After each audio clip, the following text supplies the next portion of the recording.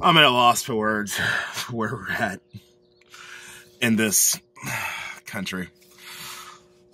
A country that is at the top of the world for technology. I mean, all of the top tech companies are in the United States of America. I mean, we're talking about Microsoft, we're talking about Apple, and we're talking about Norton. How can a country that has the top security tech company in the world keep getting constantly hit with hacks? See, for me, this all goes back to the same thing I say when I come on here every week. One word: priorities. Somewhere along the line, we decided that our priority was to put the lion's share of our money into defense. Even after World War II, where we had a legitimate threat, we decided to be the world's cops. To be the world's cops, you have to keep putting out the machinery to be the greatest military force in the world. So we just kept creating bombs, kept creating other weapons, tanks, on top of each other, even when we were in so-called peace times. And that is our priority. Now, for that priority, what have we been neglected?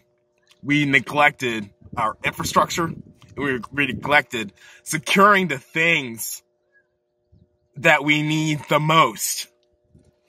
Yeah, it's great with the drill baby drill and all this stuff. Keep pumping out gas, America's reliance. But what are we doing to protect the infrastructure to get the gas from Houston, Texas to New Jersey? See, now you're feeling it, so you understand. And everybody's running around in a panic because they're acting like this hasn't happened before. Acting like we haven't had gas shortages or gas caps. But it's a whole new world now. I mean, green energy sounds great now, doesn't it? If you had green energy, this would not be an issue.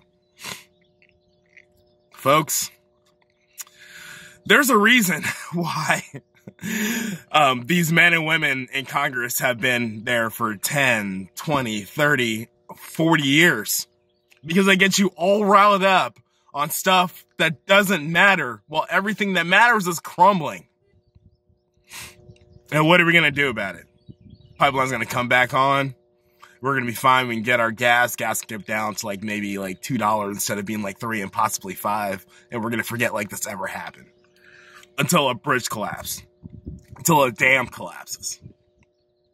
But our government's going to run around and get you riled up about Dr. Seuss and cancel culture. And the other side's going to woke you into oblivion. Well, the stuff that matters isn't going to get fixed until something catastrophic happens. I mean, the pipeline, that's not catastrophic, but they've already hacked into the Pentagon. They can easily hack into our energy grid right now. I mean, you saw what happened in Texas. We need to start caring about stuff that matters. We need to stop complaining about people not standing for the pledge or the anthem. How is us trying to force someone to stand for the anthem? How's that feel right now when you're on E and there's gas out everywhere? What really matters in the grand scheme of things? We gotta do better. I mean, if this isn't a time to pressure your congressmen to secure our infrastructure, I don't know what is. I don't know what it's going to take. I used to say it's going to take a foreign attack for us to get our act together and come together as a country. But now with gas shortages and everybody in pain, and guess what? The next step's not even here. I mean, you guys are seeing the prices of gas already at $3. It's probably going to go up to $5. It was already going up before this happened. So the next logical step is to think about all the stuff that requires gas to get to your home. Yes, your Amazon's going to cost more. Yes, your groceries are going to cost more. I mean, there's already a shortage on chicken wings from COVID. So now we're going to add on the price of fuel to get those wings to your restaurant. That's going to cost more. Cost of living's about to go up. Are you ready to pay attention yet? Are you ready to pressure your congressman? I'm not even worried about Joe. The president can only do so much. It's Congress that's the problem.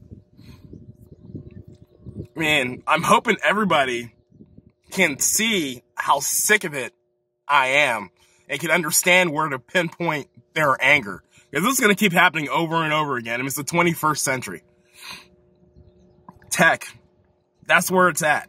And our country is still living like it's 1950. And the hackers are having a field day.